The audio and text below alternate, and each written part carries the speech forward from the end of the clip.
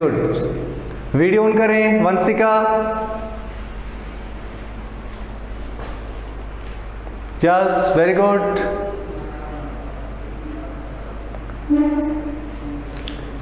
और अपना video of ना करें बिल्कुल भी, ठीक है। यस, अब देखो हम कुछ और कल डायग्राम बना रहे थे वो, ठीक है। उसमें था effect of change of pressure, मतलब किसी चीज पे प्रेस करें, प्रेस करने के बाद उसकी जो साइज है, उसकी जो स्ट्रक्चर है, उसमें क्या चेंज होता है, ठीक है। तो यहाँ पे हम वो बनाने वाले थे, ठीक है। इसको मैं कंप्लीट कर देता हूं। कल हमने इसको कंप्लीट नहीं किया था।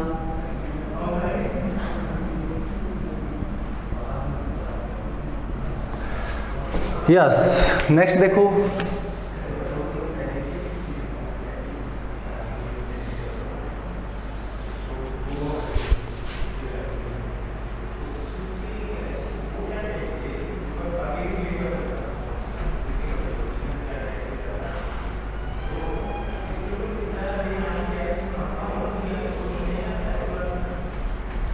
यस,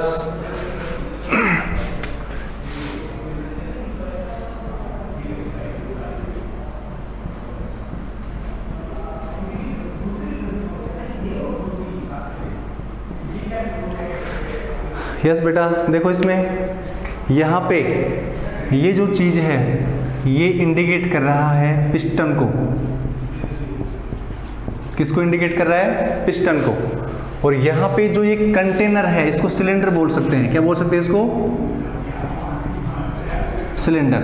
और इसके अंदर जो ये रेड रेड पार्टिकल्स भरे हुए ये मैटर है, मैटर हो सकता है, ठीक है। लिक्विड हो सकता है, गैस हो सकता है, ठीक है। सॉलिड तो कंप्रेस होएगा ही नहीं, लिक्विड भी कम ही होता है। सबसे ज़्यादा कंप्रेस कौन होता है? गैस होता है। हमने जब मैटर की करैक्टरिस्टिक्स पढ़े थे तब उसमें हमने डिस्कस किया था, ठीक है। उसके बाद देखो मैटर भरा हुआ है, ये सिलेंडर है जिसके अंदर ये लगा हुआ है और ये पिस्टन लगा हुआ है, ठीक है। सबसे पहले देखो यहाँ पे पिस्टन की दूरी कितनी है इस कंटेनर से लेके यहाँ तक, मतलब ये दूरी कितनी है? ज़्यादा, मतलब पिस्टन अभी ऊपर है। अब हमने क्या किया? इसको दबाया, प्रेस किया। प्रेस कराने के बाद पिस्टन कहाँ चला गया? देखो दूरी बढ़ गई इसकी, मतलब पिस्टन कहाँ चला गया? नीचे चला गया। पिस्टन कहाँ चला गया? नीचे। उसके बाद तीसरे डायग्राम में हमने क्या किया कि पिस्टन को और प्रेस किया और पिस्टन कहाँ पे चला गया? और नीचे चला गया। अब इसमें हुआ क्या? ये बोल रहा है कि बाय अप्लाइंग प्रेशर, मतलब जब हमने इस पे प्रेशर अप्लाई किया, क्या अप्लाई किया? प्रेशर अप्लाई किया। तो by applying pressure particles of matter can be brought close together, मतलब पहले पार्टिकल्स दूर दूर थे, अब पार्टिकल नजदीक आ गए। उसके बाद ज्यादा प्रेशर लगाया और पार्टिकल और भी क्या हो गए? नजदीक नजदीक आ गए, ठीक है। तो यहाँ पे लिखा हुआ है by applying pressure particles of matter can be brought close together. जब हम इस पिस्टन पे प्रेशर अप्लाई करते हैं तो प्रेशर अप्लाई करने के बाद ये पिस्टन नीचे की तरफ आता है। नीचे आने के बाद ये जो मैटर इसके अंदर भरा हुआ है, मैटर के पार्टिकल्स भी नजदीक नजदीक आते हैं, ठीक है। अब यहां पे देखो प्रेशर की SI यूनिट होती है pascal. The SI unit international standard जो SI यूनिट होती है वो क्या होती है? जैसे टेम्परेचर की SI यूनिट क्या होती है? केल्विन होती है, ध्यान रखना। What is the SI unit of temperature? तो क्या होता है? केल्विन। जैसे मास की SI यूनिट क्या होती है? किलोग्राम होती है। क्या होती है? किलोग्राम होती है। टाइम की क्या होती है? सेकंड होती है। ठीक उसी प्रकार जो प्रेशर होता है उसकी यूनिट क्या होती है? पास्कल। तो ये ध्यान रखना, it is the SI unit of pressure, ध्यान रखना, ठीक है। उसके बाद प्रेशर को हमेशा एटमॉस्फेरिक प्रेशर में मापते हैं। किस पे मापते हैं? एटमॉस्फेरिक प्रेशर के रूप में। और एक ATM बराबर होता है 1.01 मल्टीप्लाई 10⁵ पास्कल। एक ATM में कितने पास्कल होते हैं? How many pascal in 1 ATM? एक ATM में 1.01 10⁵ पास्कल होते हैं, ध्यान रखना। अब यहाँ पे देखो प्रेशर को किससे रिप्रेजेंट करते हैं? P से रिप्रेजेंट करते हैं। किससे रिप्रेजेंट करते हैं डियर स्टूडेंट? P से रिप्रेजेंट करते हैं। और P बराबर होता है फोर्स अपॉन एरिया, मतलब कितना फोर्स है और कितने एरिया पे लगा हुआ है, ठीक है, उसको बोलते हैं हम फोर्स पर एरिया। फोर्स को रिप्रेजेंट करते हैं F से और एरिया को रिप्रेजेंट करते हैं A से, ठीक है। तो यहां पे इसका फॉर्मूला हो गया P बराबर F अपॉन A। P बराबर क्या हो गया, F अपॉन A, ठीक है। P यहाँ पे रिप्रेजेंट कर रहा है प्रेशर को, F रिप्रेजेंट कर रहा है यहाँ पे फोर्स को और A रिप्रेजेंट कर रहा है एरिया को, ठीक है। तो यहाँ पे P बराबर हो गया F अपॉन A। इसको नोट करें जल्दी से, इसका स्क्रीनशॉट ले लें, स्क्रीनशॉट ले लें जल्दी से इसका।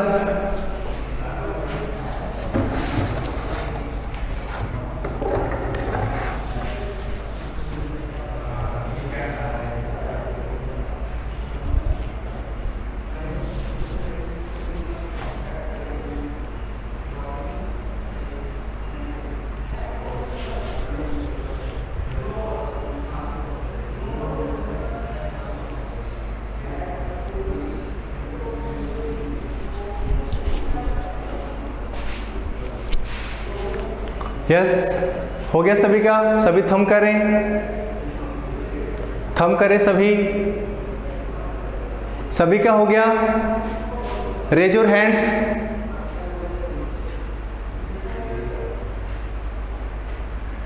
यस बेटा, जल्दी से अपना वीडियो ऑन करें सभी बच्चे। यस, अब हम बात करते हैं, हमारा नेक्स्ट टॉपिक है इवेपोरेशन। नेक्स्ट टॉपिक है हमारा इवेपोरेशन। इसको मैं साफ कर देता हूं।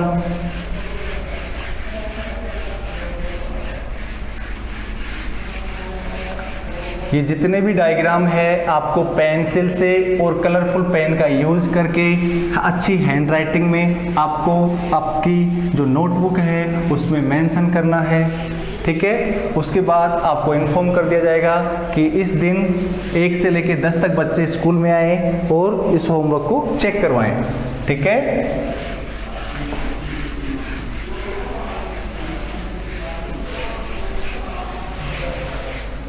यस, हमारा अगला टॉपिक है evaporation. Evaporation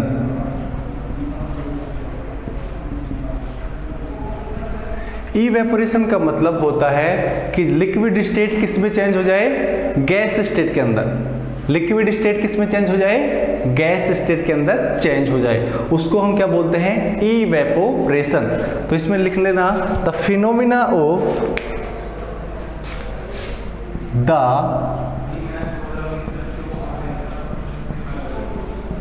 the phenomena of change of liquid state into vapor state at any temperature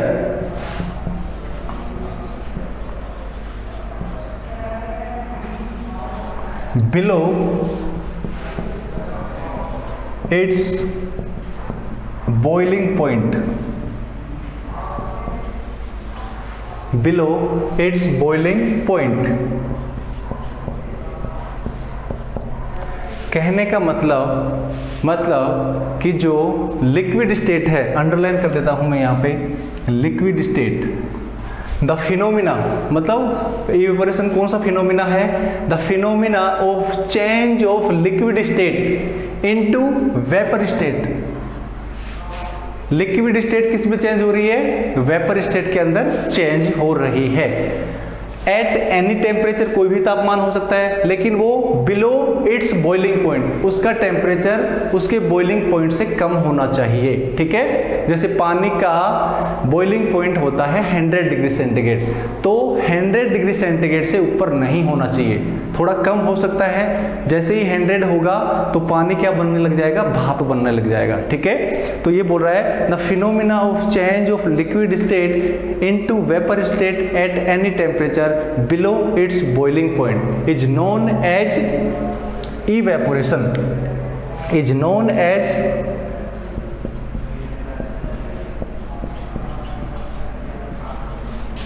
evaporation। मतलब इसको लिख सकते हैं हम कि लिक्विड स्टेट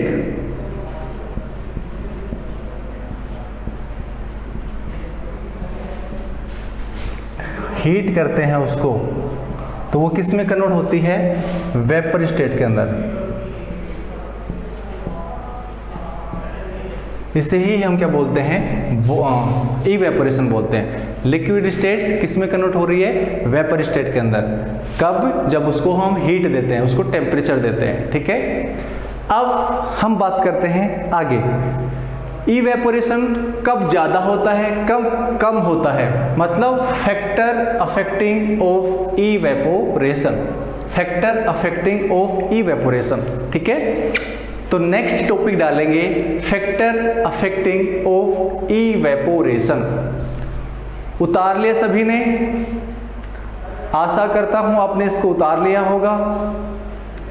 गोट इट,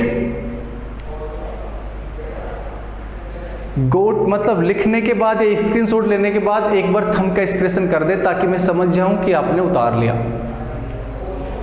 सभी एक साथ करें,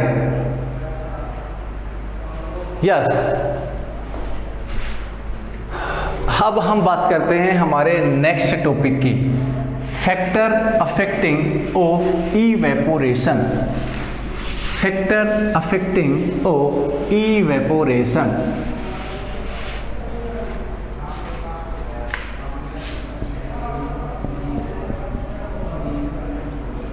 फैक्टर अफेक्टिंग ऑफ इवेपोरेशन। कौन कौन से फैक्टर हैं जिससे इवेपोरेशन कम होगा या ज़्यादा होगा। सबसे पहले हम बात करते हैं increasing temperature, increasing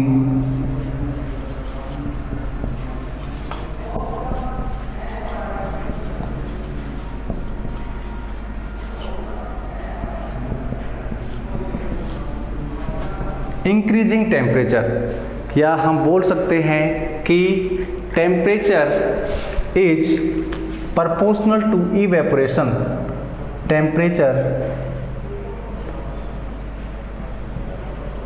is proportional to evaporation।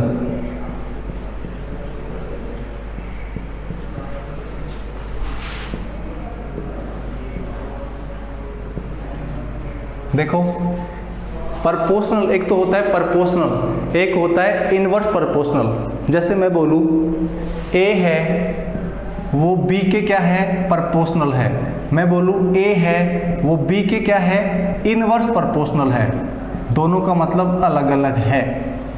इसका मतलब तो ये है कि यदि हम ए की वैल्यू बढ़ाएंगे तो बी की वैल्यू भी बढ़ेगी, ए की वैल्यू बढ़ाएंगे तो बी की वैल्यू बढ़ेगी। जबकि इनवर्स का मतलब होता है ए की वैल्यू बढ़ाएंगे तो बी की वैल्यू क्या होगी, कम होगी, या बी की वैल्यू बढ़ेगी तो ए की वैल्यू कम होगी। इनवर्स प्रपोर्शनल का मतलब अलग होता है और प्रपोर्शनल का मतलब अलग होता है। अब यहाँ पे देखो इंक्रीजिंग टेम्परेचर, जैसे जैसे हम टेम्परेचर इंक्रीज करेंगे वैसे वैसे इवेपोरेशन ज़्यादा होगा।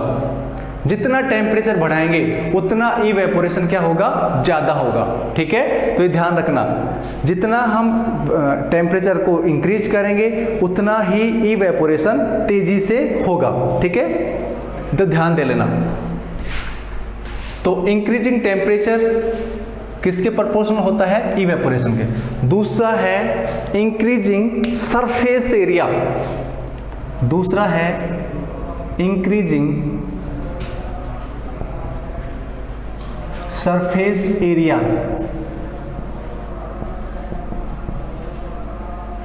इंक्रीजिंग सरफेस एरिया, इसका मतलब ये हुआ, जैसे नॉर्मली ध्यान देना कि एक तो हम कपड़े को वैसे के वैसे रख दें, मतलब उसको थोड़ा फैलाएं नहीं, और एक हम कपड़े को फैलाएं, तो कौन सा कपड़ा जल्दी सूखेगा? जो हमने फैला के सुखाया है। ठीक उसी प्रकार इंक्रीजिंग सरफेस एरिया, मतलब जितना ज्यादा सरफेस एरिया होगा उसका, जैसे मैं बोलूं कि ये टेस्ट ट्यूब है, ये क्या है? एक प्रकार से टेस्ट ट्यूब है, और ये मैं बोलूं ये कोई बर्तन है, तो किसका सरफेस एरिया ज्यादा है? सरफेस किसकी ज्यादा है? ये सरफेस ज्यादा है या ये सरफेस ज्यादा है? तो कौन सी सरफेस ज्यादा है? ये वाली सरफेस ज्यादा है। ठीक है, तो जितना सरफेस एरिया ज्यादा होगा उतना ही इवेपोरेशन ज्यादा होगा। हम क्या करें, एक तो हम ले ले ग्लास, क्या ले ले? एक गिलास, और गिलास के अंदर क्या डाल दें? पानी डाल दें। ठीक है, और एक हम ले ले कोई भी बड़ा सा कोई बर्तन ले ले, कोई थाली ले लें, इसके अंदर क्या डालें? पानी डालें।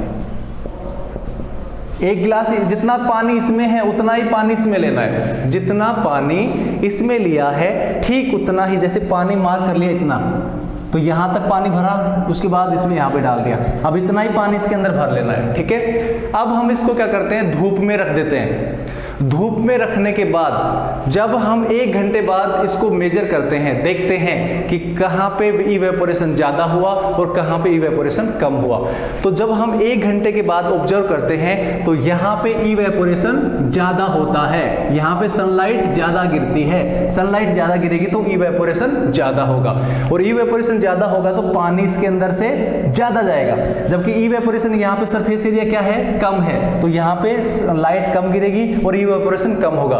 जब हम 1 घंटे बाद में इसको ऑब्जर्व करते हैं तो ऑब्जर्व करने के बाद यहाँ पे जैसे हमने 500 ml पानी लिया था, तो जब इसमें देखते हैं तो इसमें तो 300 ml पानी बचा, जबकि इसमें देखते हैं तो इसमें 100 ml ही पानी बचा।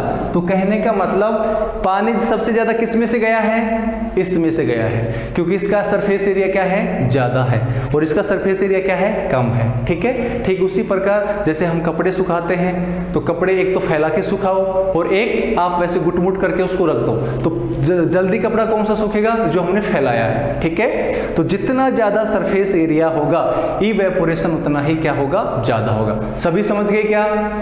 तो यहाँ पे हम बोल सकते हैं कि जैसे हमने टेम्परेचर प्रोपोर्शनल इवेपोरेशन बताया, ठीक उसी प्रकार जो सरफेस एरिया है वो भी इवेपोरेशन क्या होता है? प्रोपोर्शनल होता है। मतलब क्या बोल सकता हूं मैं यहाँ पे? बोल सकता हूं क्या, यहाँ पे कुछ एक्टिविटी दे रखी थी, मैंने आपको बता दी।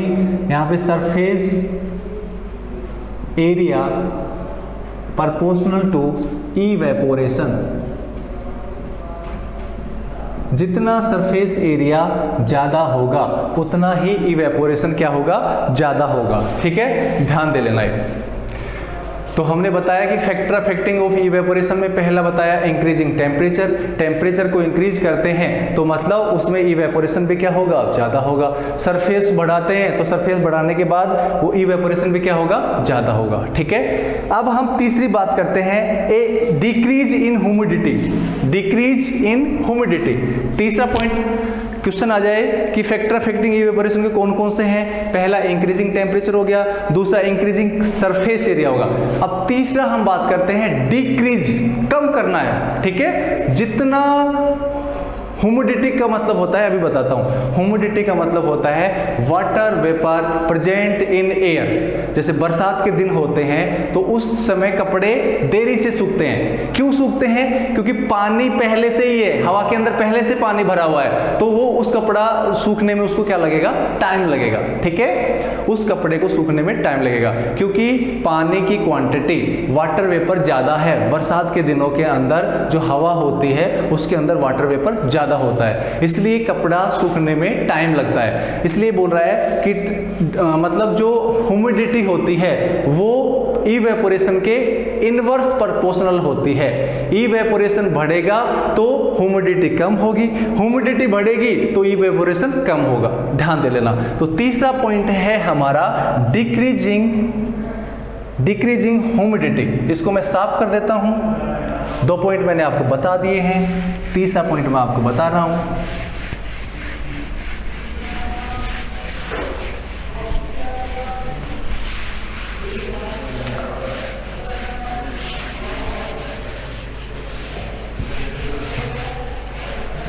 नोट्स के लिए तुम्हें पीडीएफ दे दी जाएगी, पीडीएफ डाउनलोड कर लेना, उसमें मेरे हाथ के द्वारा लिखे हुए नोट्स हैं, उसको आप लिख लेना, और वो जो मैं यहाँ पे करवा रहा हूँ उसको भी आपको करना है, ठीक है। वो नोट्स आपको एक प्रकार से पढ़ने के लिए हैं, और ये जो मैं लिखवा रहा हूँ वो आपको लिखना भी है, उसको ध्यान देना है, ठीक है। जब आप इस चीज को नोट से लगा के पढ़ोगे तो तुम्हारे समझ में आएगा, ठीक है, कि सर ने क्या क्या पॉइंट बताए थे, कि जैसे इंक्रीजिंग टेम्परेचर है, उसमें सर ने क्या बताया था, उसमें क्या लिखा हुआ है, ठीक है। तो उसको कोरिलेट करके पढ़ेंगे तो हमारे समझ में आएगा। इसलिए यहाँ पे उन चीजों को ध्यान से समझें, ठीक है, अपना माइंड कहीं पे डाइवर्ट ना करें, बिल्कुल कॉन्सेंट्रेट होकर पढ़ाई करें, ठीक है। क्योंकि जो नोट्स तभी समझ में आएंगे जब आपके ये जो कंसेप्ट क्लियर होंगे, ठीक है। इसलिए सभी को सजेस्ट करता हूं कि ध्यान लगा के पढ़ाई करें। अब तीसरा पॉइंट है डिक्रीजिंग ह्यूमिडिटी। तीसरा फैक्टर कौन सा है? फैक्टर कौन सा है? Decreasing humidity.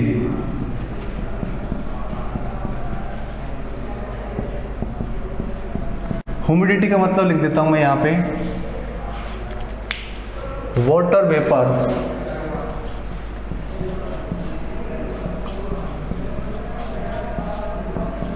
present in air is known as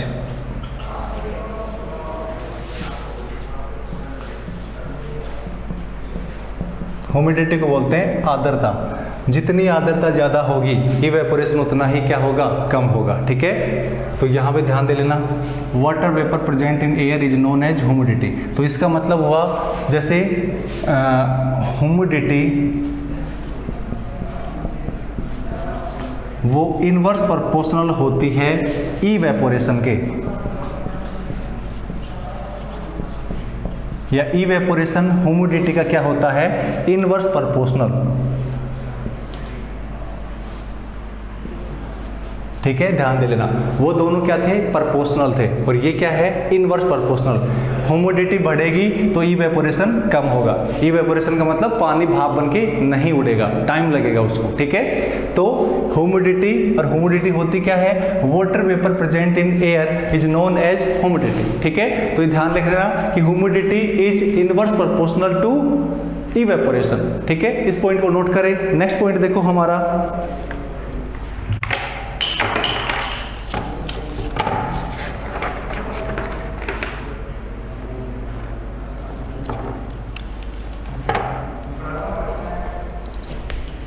next point देखो हमारा,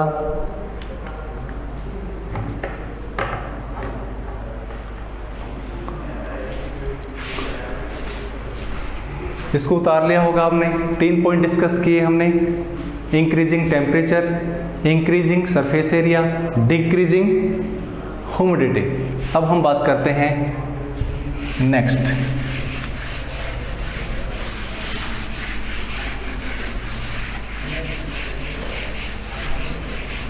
नेक्स्ट पॉइंट है हमारा 4th point, increasing wind speed. यदि हम हवा की स्पीड को बढ़ा दें तो इवेपोरेशन कम होगा या ज़्यादा होगा। जैसे पंखा है, पंखे के नीचे कपड़ा सुखाओ एक बार, ठीक है, और एक बार बाहर जैसे अपना जो गलियारा है वैसे सुखा दो उसमें, जैसे जहाँ पे हवा नहीं चल रही है, ठीक है। तो पंखे के नीचे जो कपड़ा होगा वो जल्दी सूखेगा, क्योंकि वहाँ पे वाइंड की जो हवा है, मतलब एक तो कमरे के अंदर सुखाओ, पंखा मत चलाओ, और एक कमरे के बाहर सुखा दो जहाँ पे धूप नहीं आ रही है और हवा चल रही है, तो वहाँ पे सुखाओ। तो कौन सा कपड़ा जल्दी सूखेगा? जो बाहर जो बरामदे में जो कपड़ा है वो जल्दी सूखेगा, क्योंकि वहाँ पे उसको हवा मिल रही है। तो जितनी हवा मिलेगी उतना जो कपड़े के अंदर पानी है, गीला है, उसमें से इवेपोरेट होगा। क्या होगा? उसमें से इवेपोरेट होगा, और जब इवेपोरेशन ज्यादा होगा तो कपड़े से पानी सारा निकल जाएगा और कपड़ा जल्दी सूख जाएगा, ठीक है। तो इसलिए वाइंड स्पीड है जो इवेपोरेशन के प्रोपोर्शनल होती है, वाइंड स्पीड इवेपोरेशन के प्रोपोर्शनल होती है, ठीक है। तो यहां पे मैं लिख देता हूं,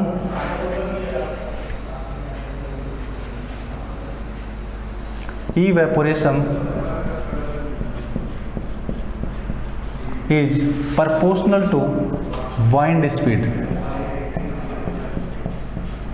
यहाँ पे ये मत लगाओ स्पीड, ठीक है। जो इवेपोरेशन होता है वो वाइंड स्पीड के क्या होता है, प्रोपोर्शनल होता है। जितना हम ज़्यादा वाइंड स्पीड बढ़ाएंगे उतना, जैसे पंखा है, क्या तो एक पे चलाओ, वहाँ पे दो कमरे हैं, एक में पंखा एक पे चल रहा है और एक पे पंखा 4 पे चल रहा है। दोनों कपड़े गीले हैं, हमने सुखाए, तो जो एक पे चल रहा है वहाँ पे कपड़ा सूखने में टाइम लगेगा, और जहाँ पे पंखे की स्पीड 4 है तो वहाँ पे कपड़ा जल्दी सूखेगा, ठीक है। तो इसका मतलब हुआ जितनी स्पीड ज़्यादा होगी वाइंड की उतना इवेपोरेशन ज़्यादा होगा और कपड़ा है या कुछ भी चीज़ है वो सूख जाएगी, ठीक है। तो ये ध्यान रखना। तो हमने 3 पॉइंट डिस्कस किए इवेपोरेशन को। सबसे पहले हमने इवेपोरेशन देखा, इवेपोरेशन होता क्या है, इवेपोरेशन की हमने डेफिनेशन देखी। उसके बाद इसके फैक्टर देखे हमने, क्या देखे, इसके फैक्टर देखे। फैक्टर के अंदर हमने सबसे पहले टेम्परेचर वाला देखा, उसके बाद दूसरा हमने क्या देखा, दूसरा हमने देखा सरफेस एरिया, समझ लो। उसके बाद हमने क्या देखा, ह्यूमिडिटी देखी। उसके बाद हमने क्या देखा, वाइंड स्पीड देखा। इसमें से ये जो 3 है, temperature, surface area, wind speed, ये इवेपोरेशन के प्रोपोर्शनल होते हैं, ध्यान दे लेना। और यहाँ पे जो ह्यूमिडिटी होती है वो इवेपोरेशन के इनवर्स प्रोपोर्शनल होती है। टेम्परेचर को बढ़ाएंगे तो इवेपोरेशन बढ़ेगा, सरफेस एरिया को बढ़ाएंगे तो इवेपोरेशन बढ़ेगा, वाइंड स्पीड को बढ़ाएंगे तो इवेपोरेशन बढ़ेगा, लेकिन ह्यूमिडिटी को बढ़ाएंगे तो इवेपोरेशन कम होगा, ध्यान दे लेना, ठीक है। यस। उसके बाद तुम्हारे कुछ क्वेश्चन है एनसीईआरटी के अंदर। एनसीईआरटी के अंदर लास्ट वाला जो चैप्टर हमारा खत्म होता है वो पेज निकालो सभी। एनसीईआरटी की बुक निकालो सभी। Open the NCERT book, last page. Abhishek, yes, last page निकालो सभी एनसीईआरटी का। इसके अंदर कुछ क्वेश्चन है, जैसे देखो पहला है क्या, इसके अंदर क्वेश्चन लिखा हुआ है, उसका आंसर भी लिखा हुआ है, ठीक है।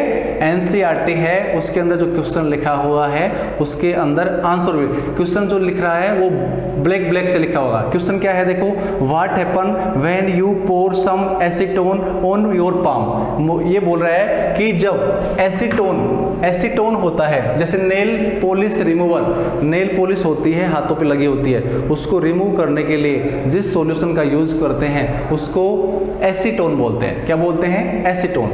एसीटोन को जब हम हाथ पे रखते हैं तो उसमें से क्या होता है, वो एनवायरनमेंट से एनर्जी गेन करता है, और एनवायरनमेंट से एनर्जी जब गेन करेगा तो एसीटोन क्या करेगा, इवेपोरेट होगा। और जब इवेपोरेशन होता है तो इवेपोरेशन के बाद जो हमारी हथेली है वो ऐसी ठंडी फील होती है। जैसे एक मटका होता है, नया मटका लेके आते हैं हम, ठीक है, कुम्हार कैसे नया मटका लेके आते हैं गर्मियों के दिनों में, तो उसमें क्या होता है कि मटके के अंदर बारीक छिद्र होते हैं जो हमें दिखते नहीं है। जब हम उसके अंदर पानी डालते हैं तो पानी डालने के बाद उसमें से पानी रिसता रहता है, जो नया मटका होता है उसके चारों तरफ गीला दिखता है, ठीक है। तो उसके अंदर जब हवा चलती है, ठीक है, तो वो पानी इवेपोरेट होता है, और जब पानी इवेपोरेट होता है तो उसके अंदर जो पानी भरा हुआ है वो क्या हमें ठंडा दिखता है। ठंडा मतलब हम ठंडा मतलब एक प्रकार से ठंडा होता है वो, ठीक है। तो ठीक उसी प्रकार जब हम एसीटोन को जब हम हमारी हथेली पे रखते हैं तो उसमें से वो जो एसीटोन है, एसीटोन क्या बोलते हैं उसको, एसीटोन, ठीक है, एसीटोन। ये एक प्रकार से नेल पॉलिश रिमूवर होता है। क्या होता है, नेल पॉलिश रिमूवर, ठीक है।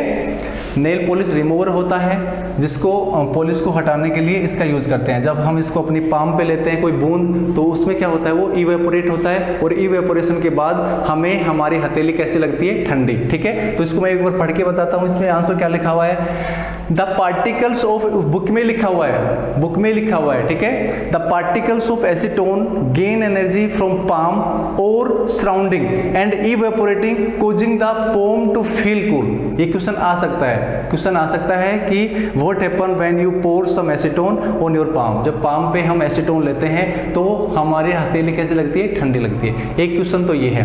दूसरा क्वेश्चन क्या लिखा हुआ है, why should we wear cotton cloth in summer, ये बोल रहा है कि जब हम गर्मियों के अंदर कपड़े पहनते हैं, कौन से कपड़े हम प्रीफर करते हैं, कॉटन के क्लॉथ प्रीफर करते हैं, क्योंकि कॉटन का जो कपड़ा होता है, कॉटन मतलब दो प्रकार के फाइबर्स होते हैं, हमने पढ़े होंगे कभी, ठीक है। एक तो होता है प्लांट फाइबर, कौन सा फाइबर होता है, प्लांट फाइबर। एक होता है एनिमल फाइबर, कौन सा फाइबर होता है, एनिमल फाइबर। जैसे प्लांट फाइबर के